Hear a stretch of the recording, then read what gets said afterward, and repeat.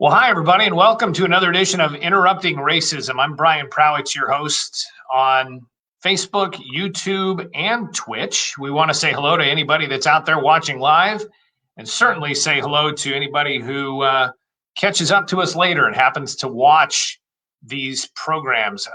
This is my effort to try and get some conversations out there into a world right now where divisiveness and anger and politics just seem to dominate everything. And what I've learned is that if you just get to know somebody and talk to them about the things that are important to them, you can learn an awful lot. And there are a lot of different points of view, and nobody has led the same exact life you have lived, nor had the same life experience. And so I am so happy to bring people to you that I've gotten to know through an organization called ALF, the American Leadership Forum of Oregon, which put me in a group of about 20 other people who were urban and who were of various ethnic backgrounds and orientations. And what I learned is that I now have 19 spectacular friends I would have never met had I not gone through that experience. And I like to share people I've met through the ALF network with you because they are Oregonians. They're leaders, and they might be able to teach you something about some of the things that are going on, or at least give you their point of view on some of the topics that maybe you see in the news and maybe talk about with your friends.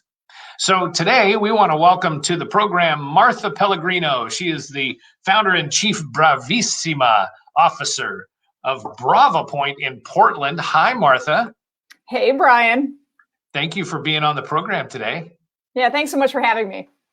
Tell me about Bravo Point. What's your business? That's not the way you normally ask that question, but what is your business? Yeah, so I started Bravo Point about 4.5 years ago, and it really was just part of my desire to found my own company and two, really support leaders in helping them be successful. And the areas I work in are strategy, teams, and communication, and trying to thread all those things together in a way that really helps leaders be successful. So in a nutshell, that's what I do.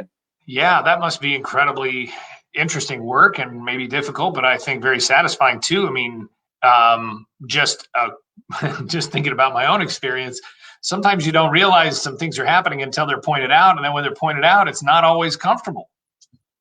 Oh, for sure. No, absolutely. And I think that especially working in this virtual space, even just a simple thing about communication is how do we talk to each other? How do we relate to each other? How do teams work together effectively?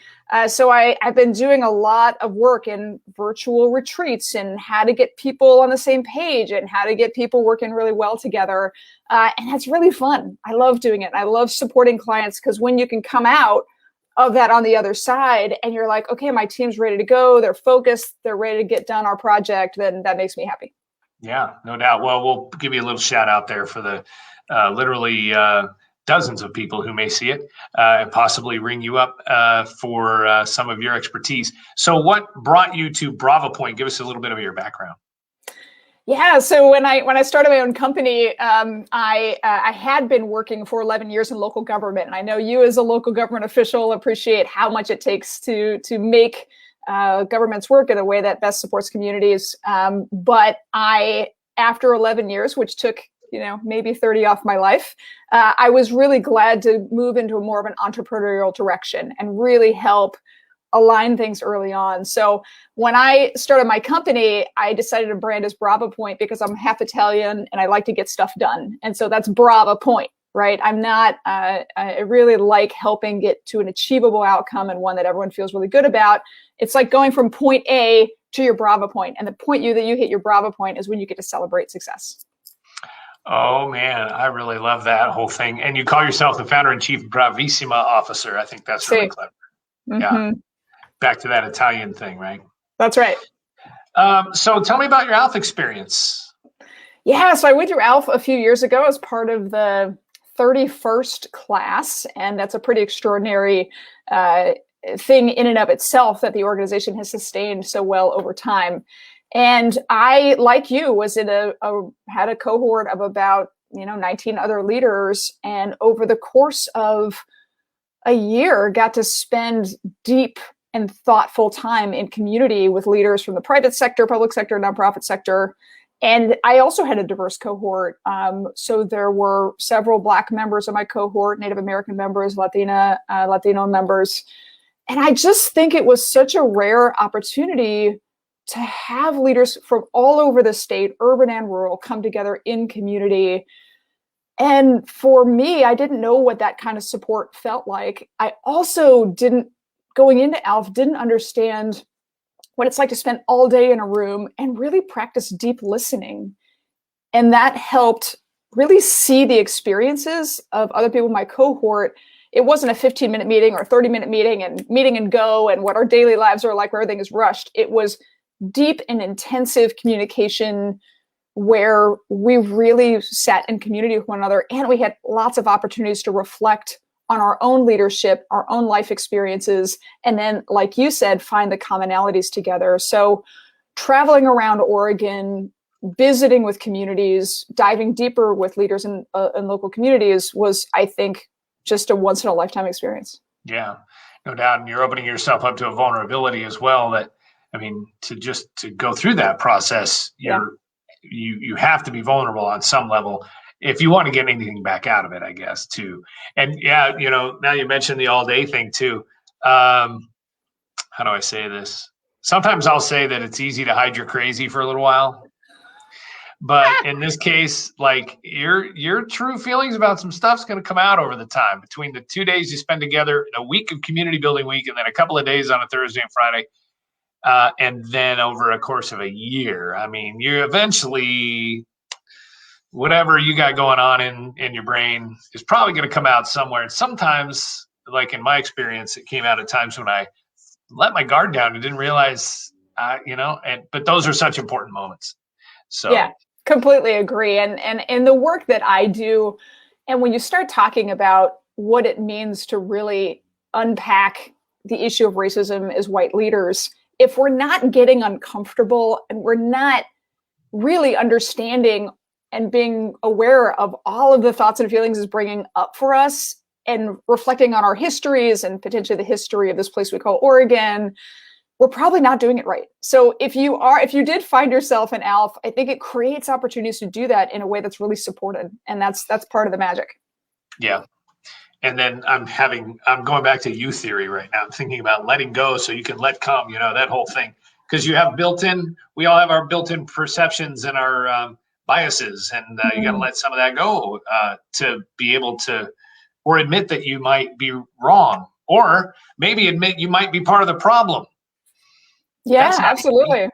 Yeah. No, I agree. And I mean, if you think about it this way, which is our brains, while they're maybe taking in 30,000 pieces of information a second, can only process so much of it, meaning bias is just a way that we all exist in the world. Like of course we all have biases. If we didn't, our brains would explode. And we don't want that to happen. So it's being aware of what those biases are, where they come from. Did it come from, you're like, oh yeah, I learned that from my family when I was little, or I learned that in school, or I learned that at work. And just, it's the process of examining what those things are when you have that thought. So I know I'm going to get uncomfortable in this conversation because when we talked in our pre-conversation, you said something that got me, but I might make you uncomfortable with this one. So why, and especially, I think you're the perfect person to ask this, because if you're going into, and I don't know what types of companies hire you. I don't know if it's like, do the big fancy CEOs of major companies hire people to do this kind of work who look like them, or do they hire people, do they look at a list of 8 people and then pick the one that's most like them? So they, what I'm saying? So I don't know I'm not sure if you've had this question asked before, but I have this feeling like, okay, so I've called myself a conservative Republican. I think I'm shifting around on that. I've been telling people I know more about what I'm not right now than maybe what I am. And I really don't like labels right now. Mm-hmm. So, but what I'm feeling is that there's more pressure on guys like me to understand a more progressive liberal agenda, to become more comfortable with people in the LGBTQ plus audience or people who are of color and I am not, rather than everybody on the other, what I just described, coming more toward a conservative point of view, or maybe bringing in some sort of like Republican sense into them. What's going on in my head on this? What's your take on that? Yeah, I mean, first of all, I think there's a lot there, and I think it's just a great reflection about how all these intersections of identity can kind of come together. And so for me, you know, I mentioned to you before, I grew up in America's heartland. I grew up in Peoria, Illinois, which is Caterpillar country. And I thought that everybody had a John Deere around where I live. So when I moved to Oregon, I was like, oh, wait, look, mountains. What are those? That was kind of cool. But the friendliness and warmth I felt when I came to Oregon was very similar to what I felt in the Midwest. I will say, you know, when I came out as a lesbian at, you know, kind of came out to myself around age 19 and then started coming out to my family at age 20, which was a difficult process that maybe we'll talk about another day. That's its own interview, probably. I found a lot of acceptance. And it wasn't at all political. It wasn't, I mean, I had plenty of friends and colleagues and family members who identify as Republican, same as Democrat. And I never found that to be a deciding factor about whether somebody was accepting of me, of where I was in my life at that point, and the challenges of feeling those feelings and being very both confused and energized by feeling your identity change and coming out in that way. So, you know, I think what you mentioned is the pressures of that you're getting your community to be accepting of people. And I guess I don't see it as that hard, because I think there's so much more that brings us together than divides us, in that a political, I guess I struggle with some of the same questions that you raised, Brian, which is when you talk about acceptance of people and human beings, and then you overlay kind of a political piece on that, that's when I think it gets problematic, candidly. The people are not the problem. It's the politics that's the problem. And whether it's racial identity or sexual orientation, I have lived through and seen a whole bunch of things in my life where I believe that if you get down to its core and people are willing to, they can connect and support each other.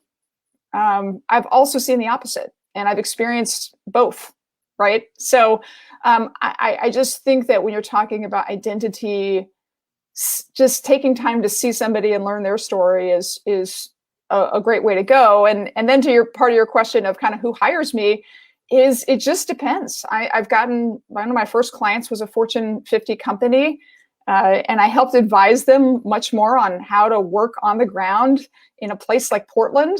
And kind of was a little bit of eyes and ears. And we know that Portland can be a complicated city to navigate on its best day.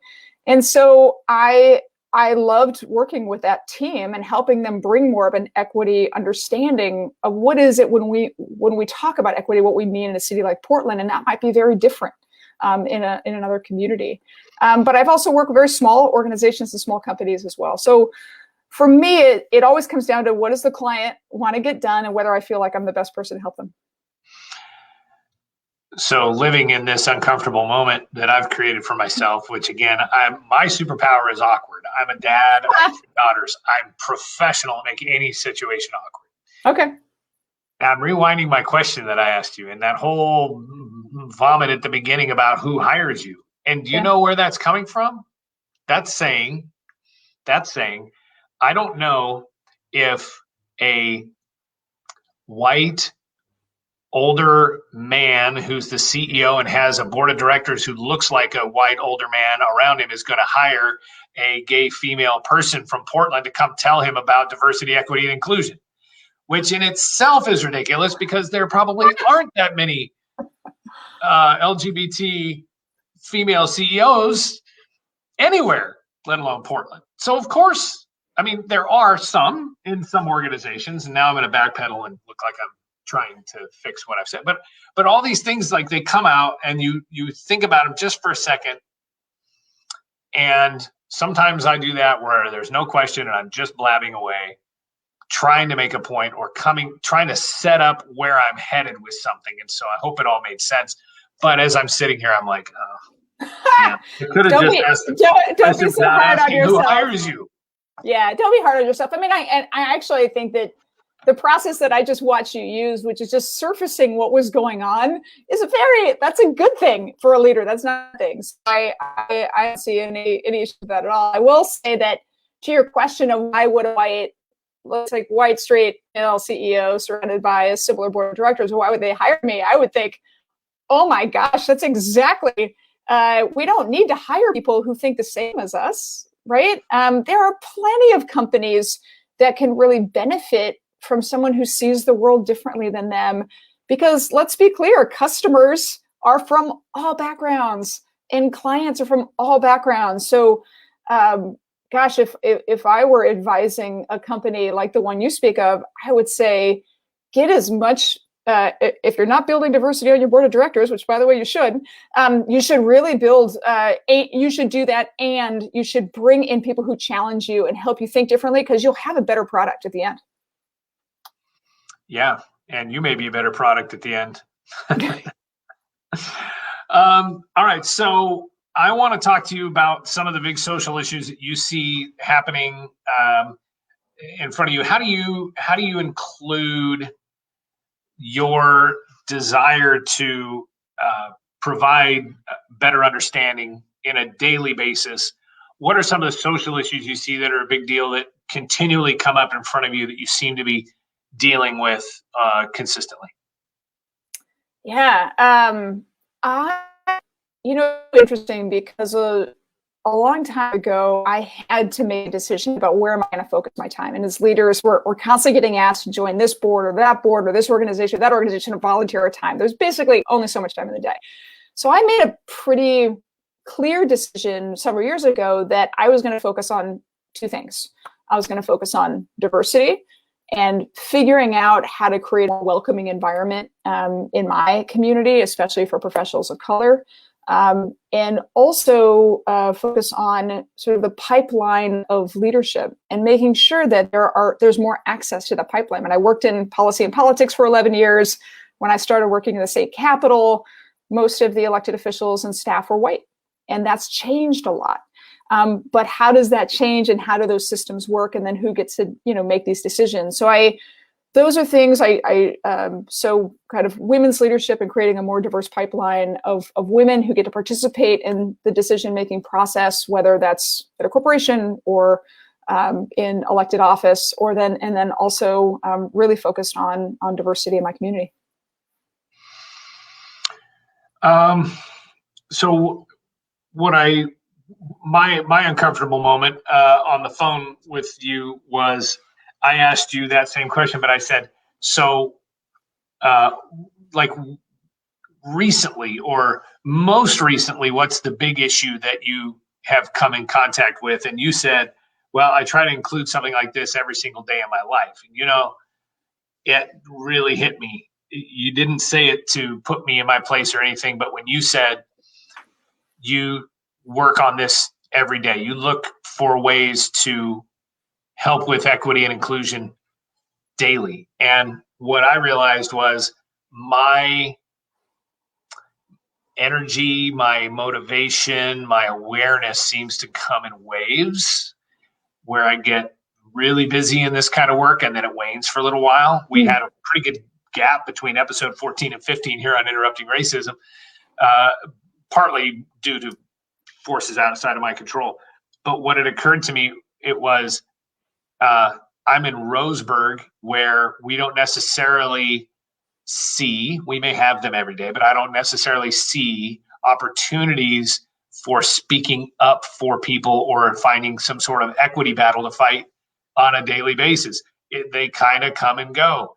And maybe it's because we are in a very diverse neighborhood. Maybe it's because I'm not paying attention. I don't know what it is. But when you said that you basically have these things and you deal with them every single day, I realized that that to me, that's a snapshot of privilege, actually, because I'm not confronted with major equity things every day in person. If I wanted to, certainly, I mean, I can be on the internet and do that. So So that was a moment, and I want to thank you for it. It was just a random thing that you said the way you said it, but that commitment every single day is really cool. And so I just kind of throw that open to you without really a question on it, just to point out kind of maybe the difference. Maybe that's an urban rural divide point or something. Yeah, it's so interesting. I mean, I think when we were chatting earlier, it's just I think as leaders, there's different ways that we all know we need to grow, right? None of us are perfect. And what I have seen, and I see this, and I'll speak mainly to kind of the Portland metro area because I see it a lot. I see leaders saying that they're making a commitment and they're going to stand firm and they're going to support diversity, equity, inclusion, which, by the way, I need to pull apart because they all mean different things, but I'm not going to take the time to define them all here. But you hear it all the time. You see leaders saying, I'm fully committed to racial equity. And then the way that shows up is they're like, we have a plan. So we have some pieces of paper. We have an equity plan. We've put our equity plan on piece of paper. As part of our equity plan, we do meetings once a month, or we do lunch and learn, we quarterly trainings for all of our staff. And that's a little bit of context, because the more that I am on this journey, and the way that I think about it is we're all on a journey, right? We're just all at different places, depends on where we are. Where I am at this journey is I realize as a leader, I need to shift that diversity, equity, inclusion is not something I do sometimes over here. It's something that it needed for me to become a daily practice. It's not just what I do, it's part of who I am and how things. So people who work with me in my company, Bravo Point, it's not this thing. People are like, well, I want the diversity, equity, inclusion service you provide. I'm like, well, that's everything. So what I do is I bring my approach, my thinking, how I work with clients in a way that really elevates each of those things. And I think for me, not that there's ever going to really be an end game, but me, a vision I have for the future is when you don't need to have a corporation that has one Black executive who happens to be the diversity, equity, inclusion executive and those activities. It just becomes a part of how we work and how we honor working with one another. And that companies don't have to do this separate thing over here because it's just a way of doing business, right? And there's a lot of adaptations we've made over many years about how we do business. I just think and there's one more thing I want to say, and then I'll send it back to you, which is it's so important, I think, for leaders working in this area or community members or moms or dads or families who really care about these issues is not just to have the conversations at work. It's to bring those conversations home. And I found several years ago when I started talking with my wife about my journey and the things that were coming up for me, we had really good conversations, and both of us are white. And we had really good conversations challenging our own biases or just being more open about those conversations. And when I say diversity, equity, inclusion is a daily practice, it's not that I'm out challenging people and actively telling people or schooling them on things. I do that. There's some days I think those things come up, but it is just actively engaging in a process with myself where it's media I'm consuming, newspapers I'm reading, journals I'm reading, TV shows I'm watching, where I just think a little more deeply about it. It's just a daily practice. It's not, it's not a check the box, I've read the latest 3 books and therefore I know what's going on. It's it's walking the talk. Yeah. Otherwise, you're just Michael Scott and Dunder Mifflin, and you've checked the box. Hey, we did that. No, we had our DEI conversation, so we're good now, right? And DEI itself, we've actually had conversations in Roseburg on ways to introduce the concepts of diversity, equity, inclusion without using DEI, because for so many people, that's an immediate I don't need to talk about that. That's a liberal thing. You're bringing that up, all that progressive PC stuff. I don't need that stuff.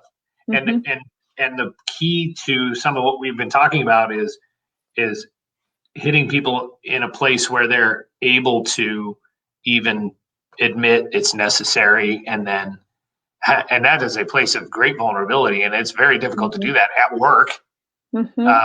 as you probably know, okay, how do you even enter into that conversation? How can we have that conversation without it being looking like some sort of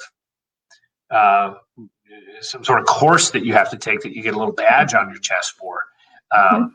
And we haven't quite figured out how to get there yet. Maybe other people have, but so important. It's such an important topic, and yet it can immediately bring up walls that create quite a barrier for people. Oh, for sure. Yeah, absolutely. And I actually had a great conversation with another, I won't put him up there, I'll just say another Southern Oregon rural ALF fellow who is near and dear to my heart. And we just walked through some terms and terminology. And we had this conversation where he looked at some of these terms. And I will just tell you that jargon can be a big problem, because people develop their like, oh, I don't know what that is, but I think I know what that is, but I'm not into that. But we kind of put these terms out there, and we just said, which of these terms resonates for you? And it was like diversity, equity, inclusion, and justice. And he said, in my rural community, the word that jumps out to me that I think resonates is justice. And I'm like, okay, well, let's talk more about that. And that's cool. And I do recognize that some of the terminology that's kind of, a little more term of the day or the year or the month can be really problematic. And I just finished a piece where I wrote about one of those, especially when they become acronyms. Goodness help us. Things that become acronyms make it even worse. And just if there were ever a time that we need to start unpacking language and then start talking about what does it mean and how does it resonate with different parts of our state, this is a great time to do it. Yeah. Right now in my community, people don't even know how to refer to people who speak Spanish. Are they Latino, Latina, Latinx? I have a friend from El Salvador here who had never heard the term Latinx. And suddenly, some of the more progressive, I guess, or maybe woke people around him were suddenly calling him Latinx. He's like, I don't even know what that is. I heard that first time like 2 months ago.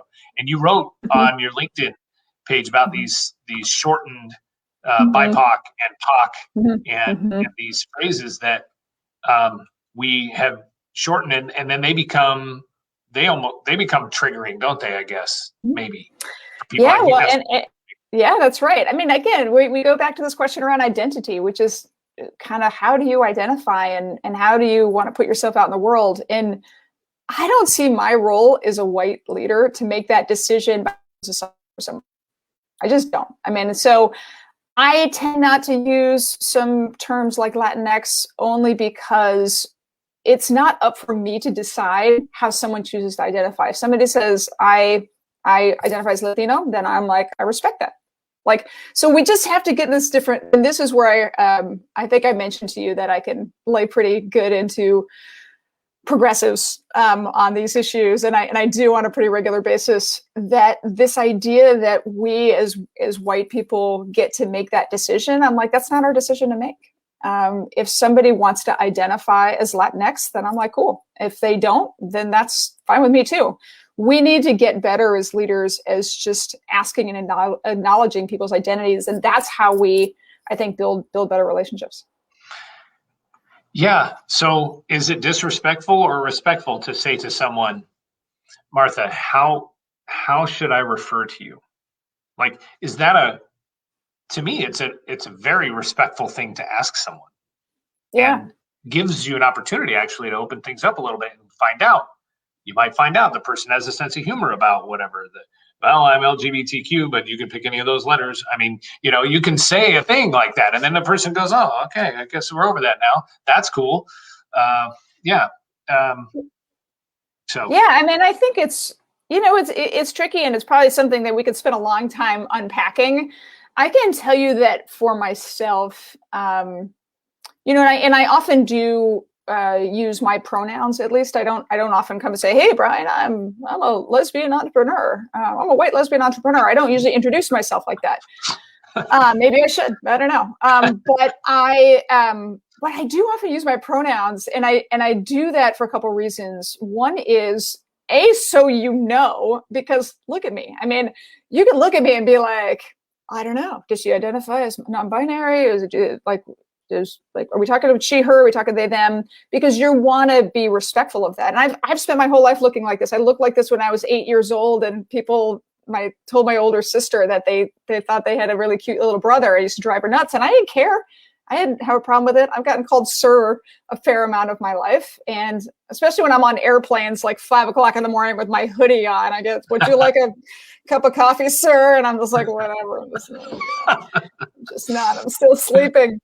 But I do that, but I also do that. So I do it to really help other people, but I also do it out of respect for how people who choose not to identify with the same pronouns that I do. And I think, again, we could have a much longer conversation, but I think it's really important because I think I can do a service to both myself and to you and just share that.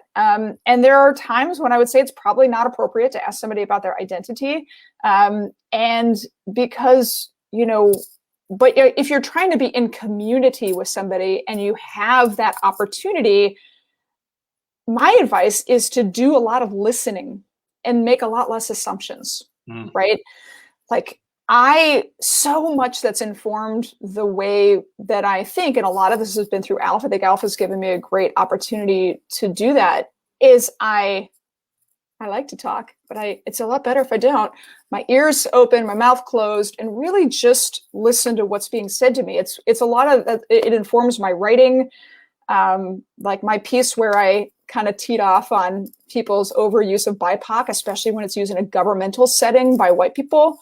I do that because I have heard Black men and women say, that's not how I identify. And I don't want you to make that assumption that I do. And so I think we're trying to unpack these, sometimes it's not appropriate to go around just asking people, how do you identify? Because I don't think people do that to you necessarily. How do you identify, Brian?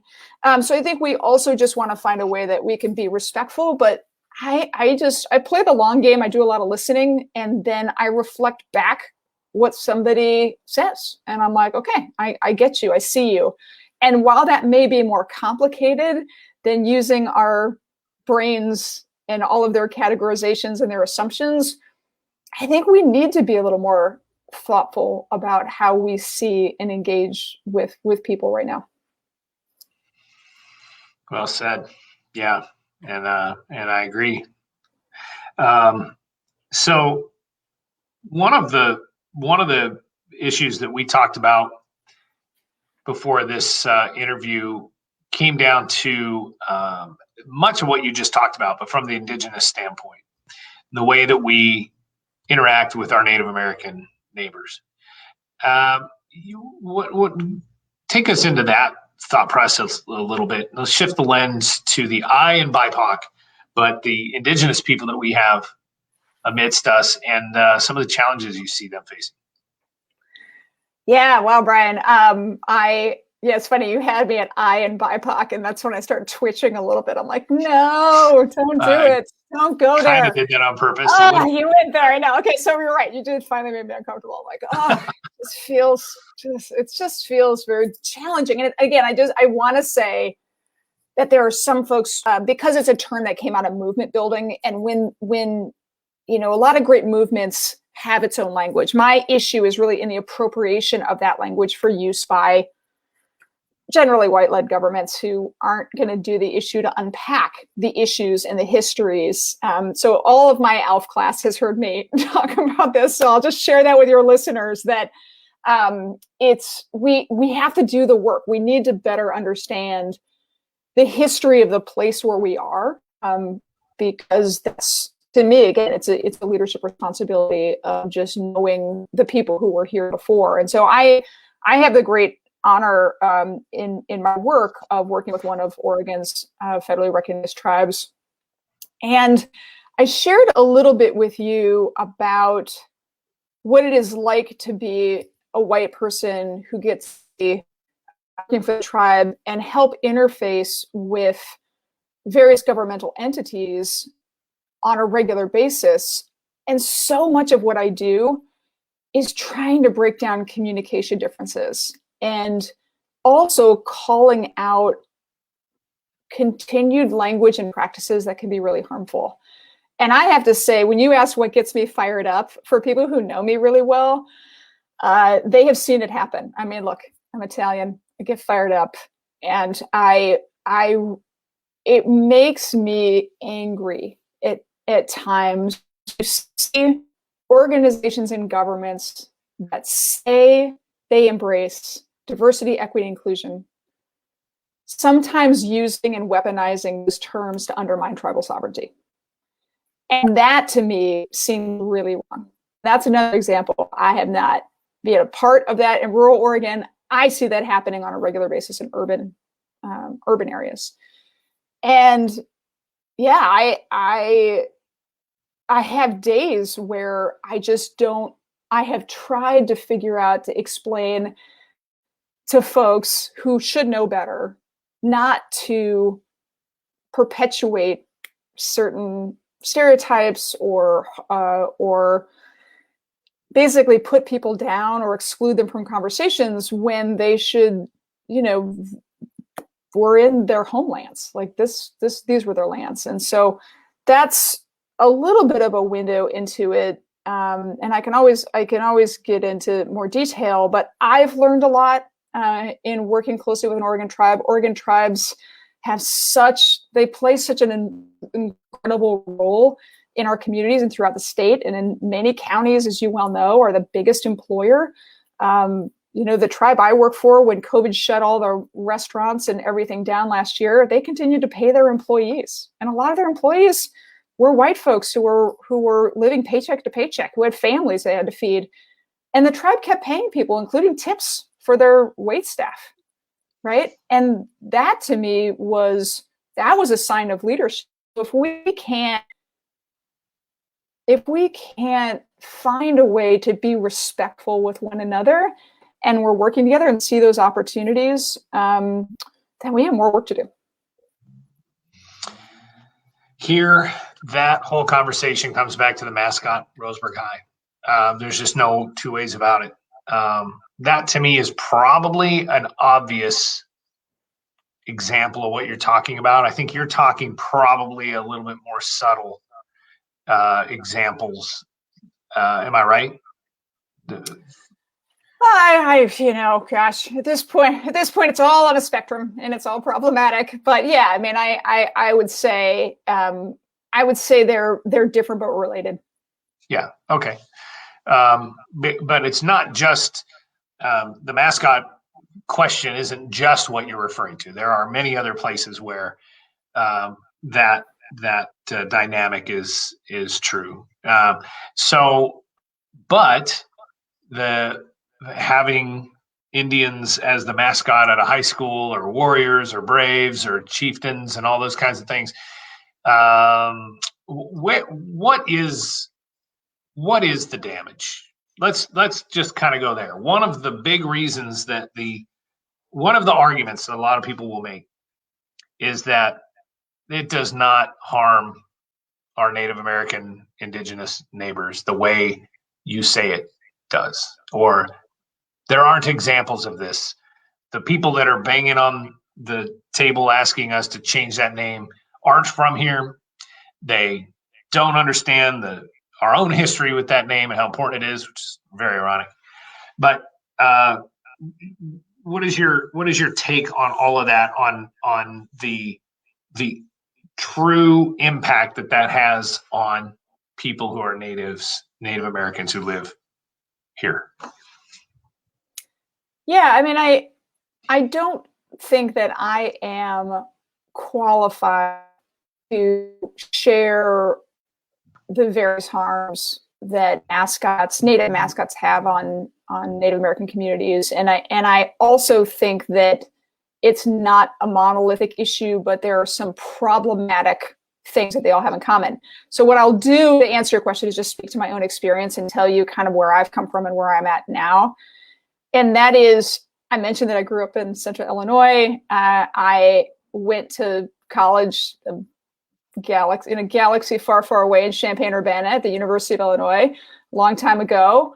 And their mascot was and is the I mean, they're the Fighting Illini, right? And when I was in college in the early 90s, there was controversy. There continues to be controversy, and it's become a massive fight that in the many years, 25 years since I graduated, has never resolved. And first of all, I think about conflicts like that, and I think, should we really be spending our time for 25 years fighting over the mascot, or don't we have bigger problems that we need to address? Can we just hear it and move on? And that is one that just has seemed so intractable and so harmful, that why do we put so much energy in digging in defending things that people are telling us are having really adverse consequences? So not being Native American and not being an expert on that issue, and there are just, I don't want to, sometimes being a leader means knowing when an issue is not something you can opine on. But I will tell you that I do feel some shame at my alma mater, because for 25 years they've fought the same fight, and they're not moving, they're not thinking differently, they're just digging in, and I'm not impressed with that. And I will say there was a grad student, I think, who proposed a new, kind of a different way of thinking about it. I think it was supposed to be a joke, and turning the University of LA mascot into Alma Otter and having this great otter being like, and I'm like, look, I live in the Pacific Northwest. I love Alma Otter. Let's do that. That's a cool idea. So yeah, I thought that was a real opportunity, but again, pretty intractable. Yeah, I think for a question like that, and I really give in your community about it, what it means to your community, I just think that doing a lot of listening, and there will be harms as a white person that are just not things that are going to resonate for me. So I would do a lot of listening and talking to the people who are most impacted by those decisions, and then make a decision, right? It's not for me about whether I'm personally offended as a white person. It's like, okay, if this is an issue, let's hear more about it, and then let's make an informed decision about what we want to do. And I think it's okay to take a mulligan and say we made a mistake when we had this mascot, but because it does perpetuate harmful stereotypes, and it's another one of those, if you think about it on a bigger scale with the Cleveland Indians, or in a pro team, is you have a lot of generally white people owning these franchises who are making lots of money off of stereotypes of Native Americans. And just from a business standpoint, that to me facially seems wrong. It's like, who's benefiting? Who's making the money? What are they doing? What are they selling? What's on the t-shirts? And that type of cultural appropriation is something that I just don't think we should be making money off of other people's cultures in a way that really doesn't in any way reflect or benefit them. I think your answer on your qualifications to answer that question is spot on. And I appreciate that answer. I know it's a topic that that's close to your heart, if you will. It's important to you, but I just want to tell you, I appreciate the way you handled that question. And I think we'll be talking about it more as we continue with Interrupting Racism episodes, because in some ways that's the name of this program, and in some people's opinion, that's what we're seeing with that particular topic. So, well, our time is sort of drawing to a close. What are a couple of things that you just really want to make sure you get to say? You have an open mic to the world.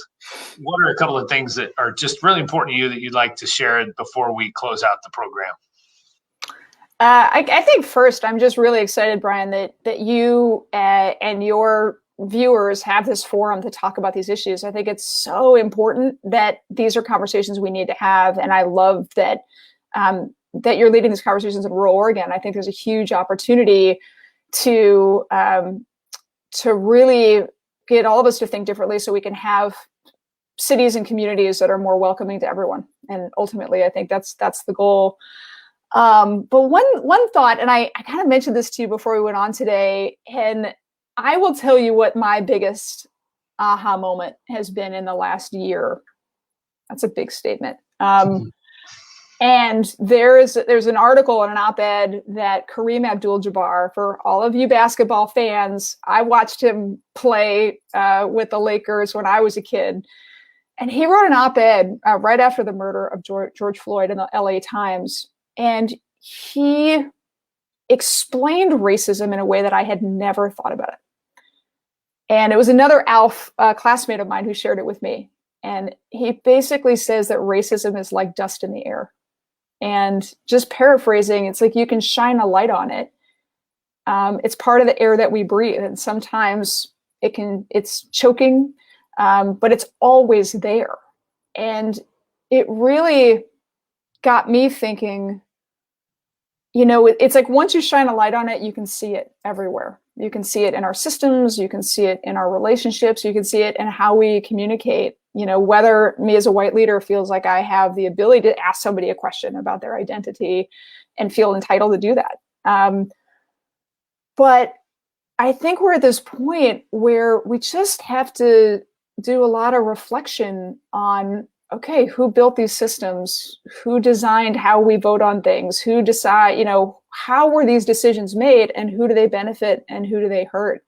And that for me is a great opportunity to do better as a leader and make reflection and true kind of critical thinking that turns inward into myself. What am I doing? How are my actions perpetuating this? And maybe we can get to a point where we all have greater awareness around it.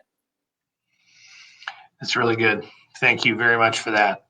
We'll find that link. We'll put it in the show notes below this episode on YouTube and Facebook, and we're on Twitch now. So for all you Twitch folks out there. And by the way, if you see this on Twitch, please, would you just leave a note? Would you just say something like hello or you exist? Or that you saw it there? That'd be interesting. But I just appreciate your time and your perspective. Thank you for the kind words as well.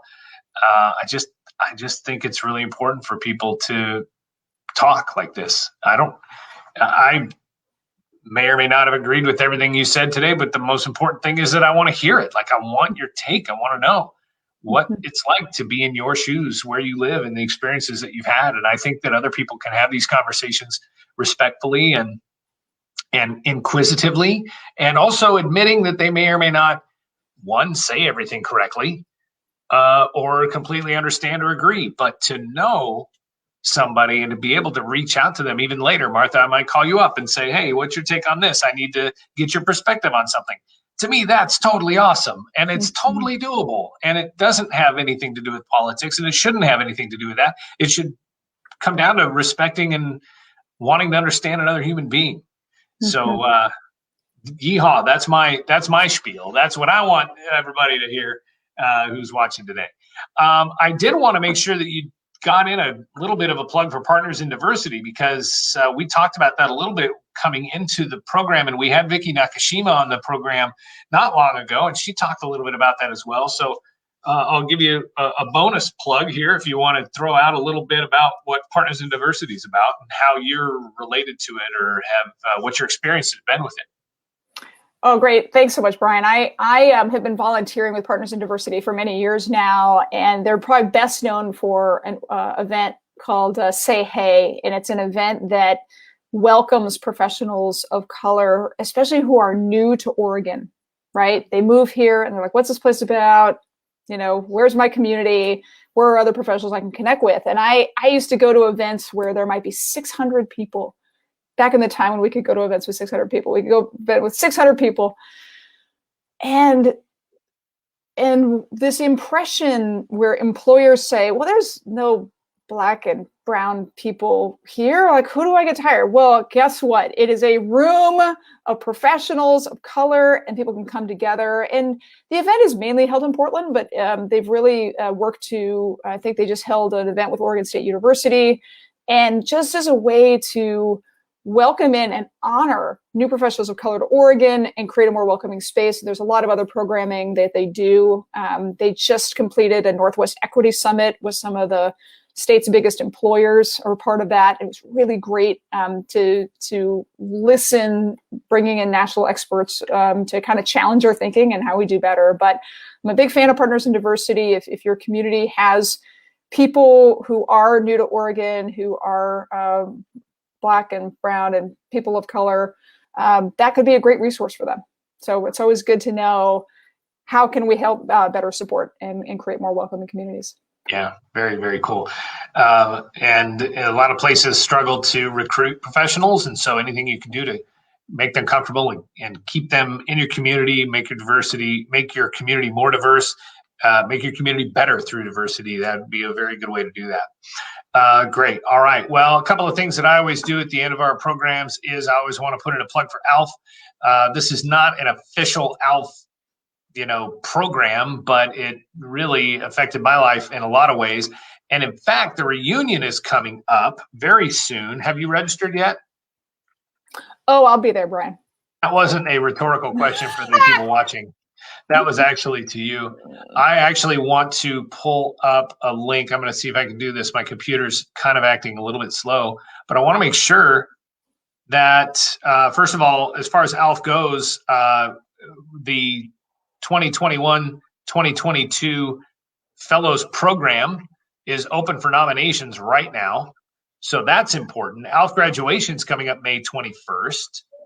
And the reunion gala is May 22nd.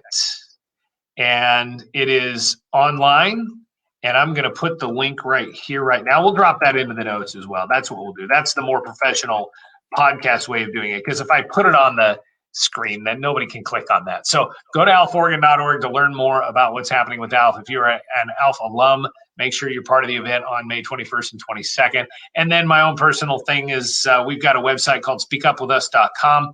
We sell t-shirts with statements on them that are meant to sort of engage other people and make a statement without actually saying a word. So speakupwithus.com. You can buy Interrupt Racism t-shirts and some other things there as a way to keep the conversations going. So I'm Brian Prawitz, and thanks again to Martha Pellegrino from Bravo Point being our guest today.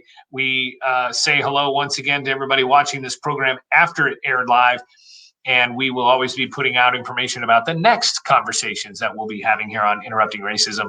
But we love your comments and love your support, and thank you for watching. Martha, I hope you have a really great day. You as well. I'm about to get outside and go enjoy some of this blue sky in Oregon this spring. Yeah, I think it's time to take a walk for sure. All right. We'll see you again soon on Interrupting Racism.